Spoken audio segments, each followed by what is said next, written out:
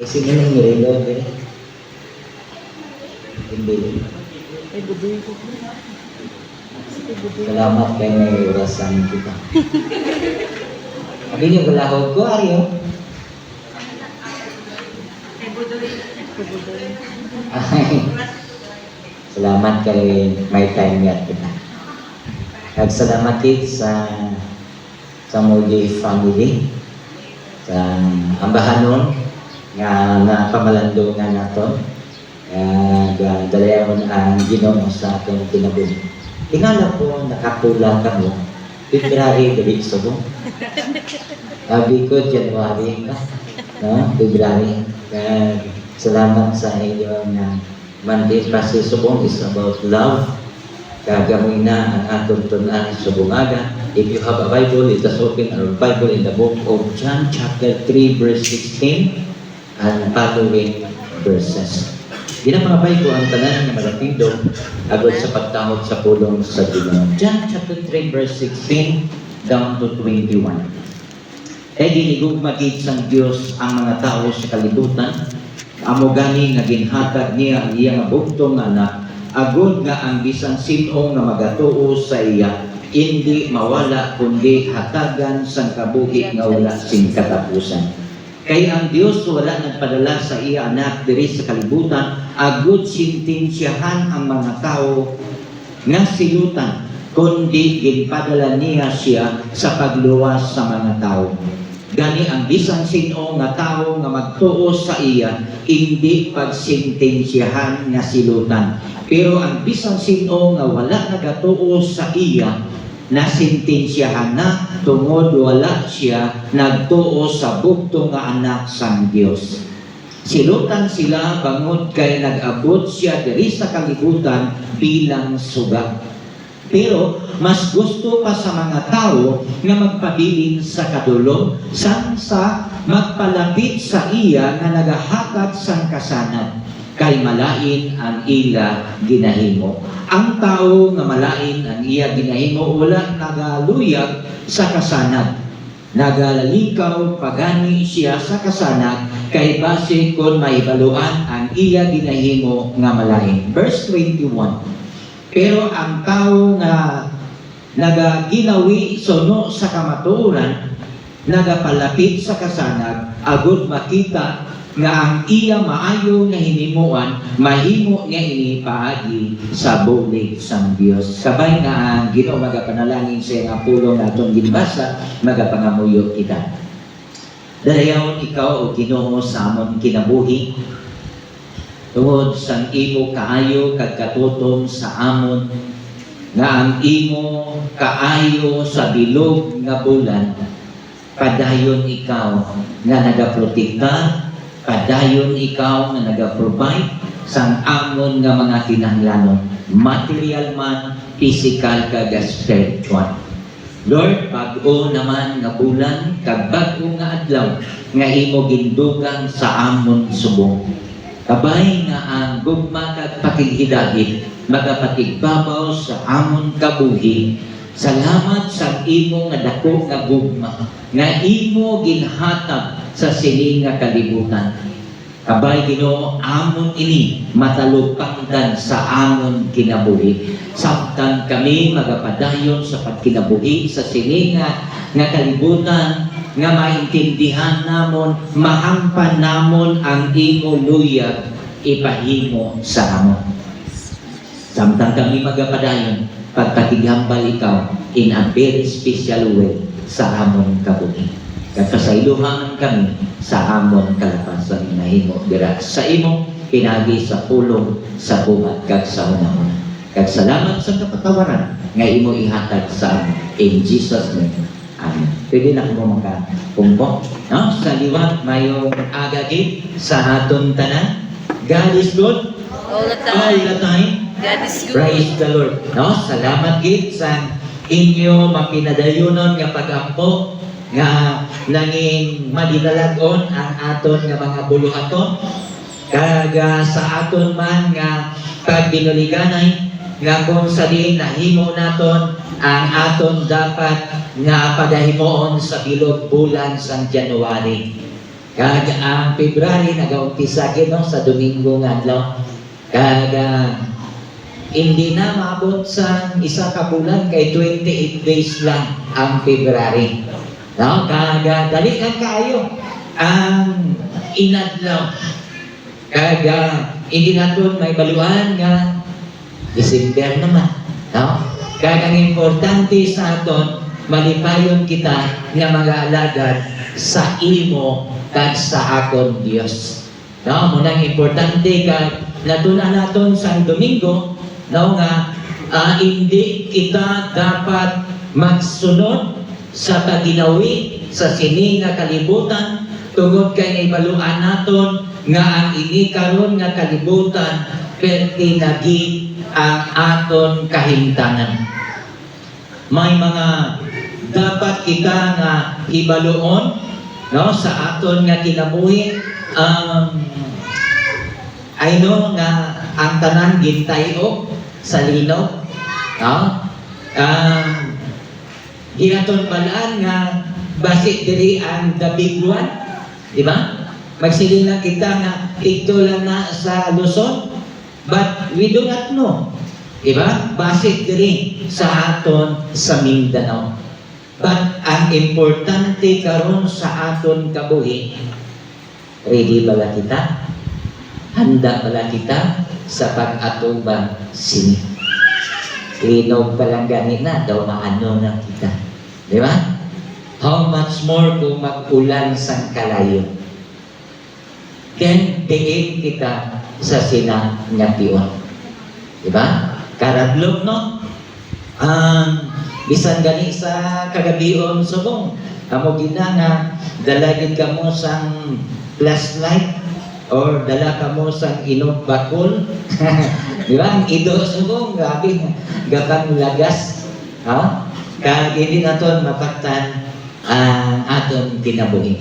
But always remember sa aton kabuhi, always prepare lang din kita.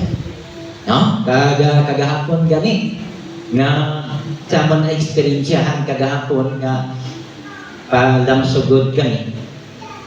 Nami ang amon dalagan, nami ang amon nga istorya na duha. Ang motor na ara sa outer lane, bigla lang nagsulod sa inner lane. Kung wala ko nakabig ang manubila sa kanggit. No? Amo ganit na nga, ibot ka lang ba? Nga nagsulod siya, nga balaan niya dako ang sa inner lane.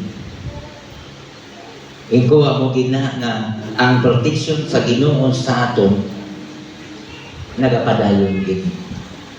Mo gani na nga ang mga kaangay na ginakibot lang kita. Di ba? Let's sa mga balatian, makibot lang kita nga nabatian naton patay na. Nakibot na lang kita nga amo na ang iya kahimtanan. Amo na sa kabuhi naton kung aton kalupang doon ang ini nga bulan nagahistorya sa ginatawag gugma. But kung lantaw naton ang realidad sa sining nga bulan, no, gamay nga background sa kay Philippine, King Philip, no, nga natawag naton nga ginaistoryahan din man ini nga gugma. Pero makita naton nga sa kabuhi gali kung aton padalman ang ilabi na ang ini nga pari tungod kay nagapangkasal siya sa Magnolia nga underground. Ano ganyan underground? Tago, no? Tungod kay kung mabalaan, kamatsyon man, pero nabalaan gid man, no? Ang ini nga kahimtanan kan ginpatay siya. Kaya makita naton nga ang February, kung mag-isgot kita gugma, hindi na siya gugma kay pinakyanay man. Pero sa aton, nagapati kita nga ang sa aton nga pag-alagad sa Dios, ginpakita sa Dios sa aton nga kinabuhi kung ano kadako ang iya paghigugma. Kung sa mag-asawa nga nagahigugma anay, makita naton nga sa aton kapanahunan subong may madamo nga mga problema nga na-encounter, may madamo nga mga problema subong nga daw ordinaryo na lamang kaysa sakto nga mga panahon. Di ba, no? Ang kapanahunan sakto kag sa subong lainggit kag hindi pwede nga i-compare naton sakto kaysa subong. Makasiling kita sakto nga daw o kaayo ang aton nga mga katigulangan pero seryoso sila. Unlike subong nga daw ordinaryo na lang, no? Ang pagkinabuhi sa sining nga kalibutan. Kag makita naton nga sa aton nga pagkabuhi tungod kay ang Dios gugma silingatupad mo, I love you with the love of the Lord. Diba? Daw kabudlay kung kisa magambal sa I love you, no? I love you with the love of the Lord. Amen. Amen ba? Amen. Amo na nga ipakita naton ang aton nga paghigugma. Diba? Kaya kung lang taon naton, hindi naton matupungan ang gugma sang Diyos. Ang iya nga paghigugma, naghambal siya, ginigugma sang Diyos ang mga tao sa kalibutan. Kag ang mga tao nga ina, wala sang pili ang paghigugma sang Diyos. Blessed katama ang mga tao tungod kay may Diyos nga nahigugma. Pero wala ini matalupangdan sa mga tao. Ang Diyos nagpakita sa iya dako nga paghigugma, but ang mga tao hindi luya sa sini nga gugma. Hindi tanan nagbaton kag nagtuo kay Ginoo Hesus. Amo ganina nga ginpadala niya ang iya nga bugtong nga anak. Nga ang bisan sino nga magatuo sa iya hindi na mawala kundi hatagan sang kabuhi nga wala si katapusan. Pero wala ini matalupangdan sa mga katauhan kay ang ila nga pagpati ang ini nga Hesus tao lamang. Amo na nga kung wala ang Diyos, ano na lang ayhan kita. Diba? Ang diskusyon sa mga Muslim nga naghambal lang i-prove ninyo nga naghambal si Kristo nga ako ang Diyos. Sabi no? Kung sa mga debatihanay, grabe ang mga debatihanay. Pero pasalamat kita kay sa ibang nga country subong. Madamo nga mga Muslims na convert into Christian. Kag nagapasalamat kita, no? Kag it is a sign nga malapit na ang pagbalik sa Ginoo. Kag siguro pipila na lamang ang wala gid nakabati sa pulong sa Ginoo. Nang taon naton, ano ang sala? Diba? Amo ni dapat naton hibalon. Kay ang Dios gugma. Pero nga ang bayad sa sala, kamatayan. Kag ano ang sala? Sa Cebuano, ang sala, ang pagsupa sa Diyos. Ano na sa Ilonggo ang pagsupa? Kung magsupa ka, sala. Di ba? Kaya amoy na, kung magsupa kita sa Ginoo, sala na siya. Sa Ilonggo. Ha? Supa gyapon? Ang hindi magpati, kung hindi magpati sa Diyos, that is sin. Diba? Kung sa Bisaya, kung nagasupak ikaw, amo ina ang sala. Kag makita naton sa kabuhi sang tao, damo gid sala. Kaya nga, damo nga mga tao nagasupak sa plano kag kabubuton sa Dios. Amo ganina nga nakita na inisang Dios nga may mga tao gid nga hindi magpati kag may madamo gid nga mga tao nga hindi sila magpati nga ang ining Hesus amo ang nagadalasan suga sa sining nga kalibutan. Di ba?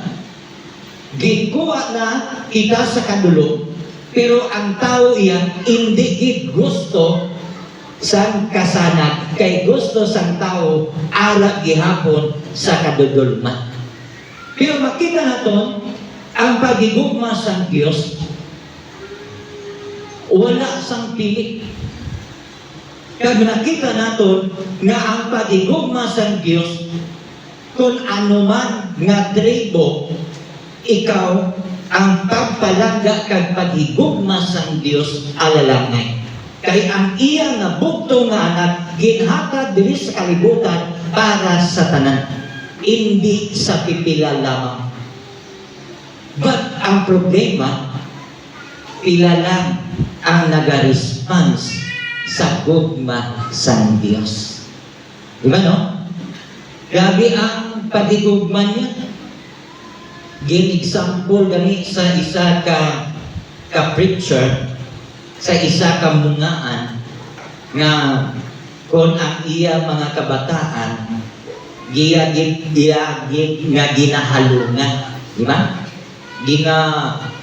Ano na, kung may magbuha sa iya pakpak, ginatusik niya na ipasulod para secure siya, safe and secure siya kung ara siya, no? Nga ang pag-atipan sa munga sa iya nga mga kabataan nga hindi maano.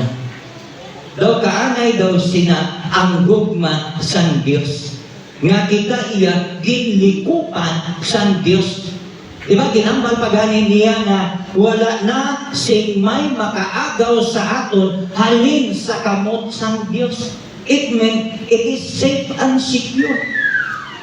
Pero nga, ang tao, imbis na safe and secure na, nga maglukpat gihapon. Diba? Ara na sa kamot sang Dios. Amo na nga, ginpakita ang paghigugma sang Dios, nga ang gugma sang Dios makinud-ano. Tawa bala ninyo? Wala sang ginapili, tanan. Kag ang gugma sang Dios, wala po sang pagpugong-pugong. Makon mo, bugtong nga na. Hatag mo.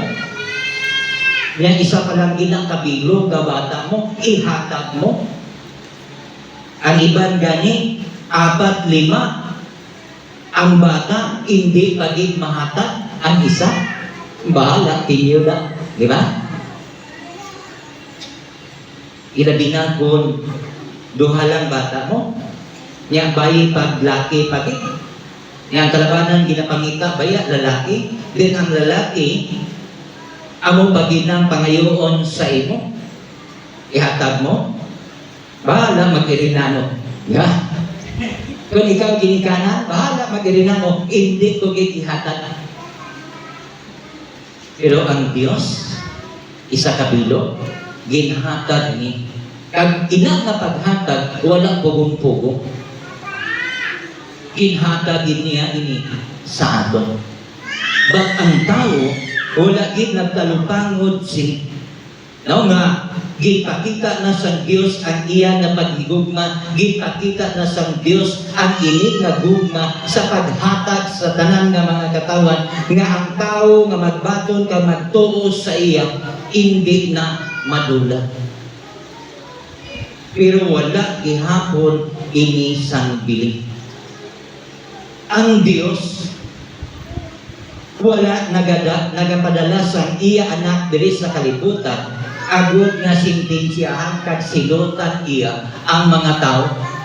Ginpadala niya diri ang iya nga bugtong anak agud sa pagluwas.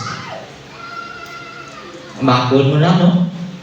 Agud sa pagluwas sa mga tao. Kaya ang mga tao magigkaroon, hindi magpati kay Ginoong Hesus. Pero nga, may madamo gihapon nga mga tao nga nagpati man, no?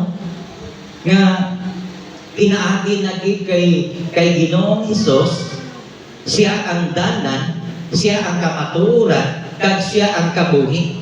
Walay makakadto sa amay kung hindi paagi sa iya. Pero nga may madamo gihapon nga mga tao nga hindi magpati. Damo nga makita naton nga ang ilagi nga paghangop kag pag-intindi amo nang ginadibatihan subong nga kung ang tao ginbaton niya si Kristo nga iya Ginoo kag maluluwas sa iya kabuhi, then ang ina nga tawo nakasala madula bala ang kaluwasan. Ba? Ang kaluwasan hindi ginabawi sa Ginoo. Wala ginabawi sa Ginoo ang kaluwasan, luwas lang kung ikaw magbiya sa iya. Gani ginpakita diri nga ang ini nga paghigugma sang Dios handa gid niya ihatag kag handa gid takamatyan ang ini nga gugma. Mapon mo na, no? Handa ang Diyos pakamatyan. Amo nang ginhimo niya dito sa ibabaw sa cross. Kag ina wala pagpugong-pugong. Kag nalipay ang Diyos sa sa cross. Tungod kay dira na satisfied ang Diyos sa iyang kinabuhi. Kay walay tao nga makabayad sang sala sang tao kundi si Kristo gid lang. Amo gani na nga kung sa akon na mahuya ko sa akon kaugalingon sa gugma sang Dios sa akong kinabuhi. Din pagkatao kita kag nakaintindi sang kamatuoran kag maghimo sang iya buluhaton, pero hindi pagid naton mahimo ang tanan naton nga obligasyon. Di ba? Kung magsupa kita, sala mo. Kung isipon naton isa-isa, damo kita sala. Di ba? Hindi kita makasiling kita na hindi kita karapat-dapat kung kisa magtawag sa Ginoo tungod kay damo kita sala. Sa panghuna-huna naton, sa kusog naton, di ba? Sa buhat naton, kasala kita. Amo gani na nga kung kisa kung ibalik naton sa gugma sang Dios, mahuya kita. Kay damo kita nga mga kakulangon, kag ang ina nga kakulangon amo na ang nahimo naton nga sala. Isupak man kita, di ba? Damo nga mga buluhaton sa Ginoo nga nagasupak kita, wala kita nagapati sa aton iya nga kinabuhi. That's why nga ang Dios iya ginpakita ang ini nga gugma nga mangin set of example sa aton nga kabuhi nga wala may aton ang luyag lang sa Ginoo nga magdayaw kita sa iya. Uy, mandahimalos sa totoo lang. Kaya ang tanan nga ara sa aton, hindi man ni aton. Iya man. Amo gani na nga daw makahuluya, no? Nga ayhan, nalipay ang Ginoo sa aton nga kinabuhi. Nga wala ko mahimo, wala ko nagampanan ang akon dapat nga himuon. amo na nga sa aton karon kung lantaw naton ang gugma sang Dios wala katapusan. Forever, endures forever. Pero aton kung kisa nga agalubad daw. Di ba no? Nga nag-id. Di ba? Nagakabugnaw. Nga mga makita naton sa aton nga paghigugma sa Dios. Ilabi na kung problema, di ba? O kung problema na gani, kabudlay din. No? But kung may mag-abot ina sa aton kabuhi, balik kita kung ano ang ginhimo sa Ginoo sa aton kabuhi. Balik kita. Panumbalik kita sa iya kay ang Dios nagahambal nga hindi pagasilutan niya ang iya nga mga tao, ang iya nga mga katawhan. Pero nga makita naton nga nagsiling siya nga ang tao nagapabilin gihapon sa kadululman. Kaya may mga tao nga ginaadda mo, ginahambalan mo, magsimba kita. Pero nga hindi magsimba. Ginahambalan mo na. Indikit. Diba? Amo na kung kisa nanging problema ilabi na sa aton family, kay may ara kita nga fear sa aton kabuhi. Nga basi ako maluwas, nga ang akon panimalay hindi maluwas. Di ba? Kaga nagasugid man kita sa pulong sa Ginoo, kag nga hindi sila magpamati. Amo gani na nga ipaintindig ang gugma sang Dios. Kay tungod sa gugma sang Dios, walay imposible nga matandog ang aton iya balatyago sa aton nga kinabuhi. So makita naton nga ang gugma sang Ginoo nagalikop sang tanan, ang gugma sang Ginoo wala sang pagpugong-pugong, kag ang gugma sang Dios iya wala katapusan. Nya nga hindi ta mahimo ang ginpahimo sa Ginoo sa aton kabuhi. Nga hindi gihapon ang tao magpati sa iya. Di ba? Amo na ang kadamuan subong kung maglantaw ka mo sa YouTube, maglantaw ka mo sa television, di ba? Damo nga mga tao, nga mga alagad, nagaklaim nga alagad sa Ginoo, ginaako nila na sila lang ang maluwas. Di ba na? Sila lang ang maluwas, kita iya, hindi ta maluwas. Tubalaan ta lang na kung magpalangit, di man ta. Kag magkit-anay bala kita dito. Kag kung hindi gani kita magkit-anay dito, God sa Ginoo wala kita nagpalagi. No? Kasubo, di ba? Amo gani na nga balik kita sa gugma sang Dios. Kay ang gugma sang Dios matuod ini. Kag ang gugma sang Dios wala ini nagakakupas. Kag ang gugma sang Dios iya hindi ini nagapakita lang sa aton. Kay ang gugma sang Dios ara nakita gid naton ang ini niya nga paghigugma. Hindi lang ginhambal sang Dios kundi ginpakita gid sang Dios ang iya nga paghigugma, ginhatag niya ang iya nga bugtong anak, agud nga ikaw kag ako makaangkon sa sini nga kaluwasan, agud nga ikaw kag ako iya makapakigupod sa iya tugtog sa walay katugtugan. Amo ina ang gugma sang Dios.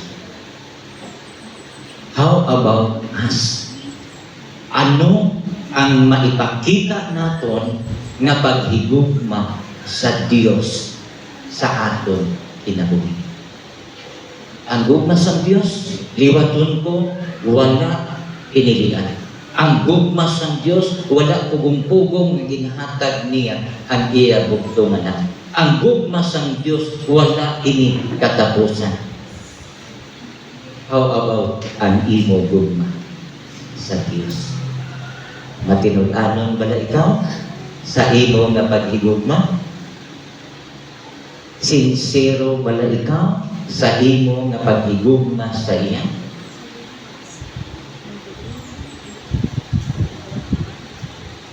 ang ini nga palamagputan, ikaw mismo ang magkasabat siya. Kung ano ang imo ipakita nga response sa paghigugma sa Diyos. God is love. Ngud kay ang gugma sa Diyos ginpahayag sa aton. Igugmaon ta man siya. Ginoo, salamat gid sa imo nga mga mensahe. Salamat sa imo nga mga pulong. Kabay Ginoo nga matalpangdan namon sa among kabuhi. Ang imo nga paghigugma. Kag hindi kami Ginoo maghimo nga hindi ikaw malipan sa among kabuhi. Salamat kay ginlimay nimo kami sa sininaga. In Jesus' name.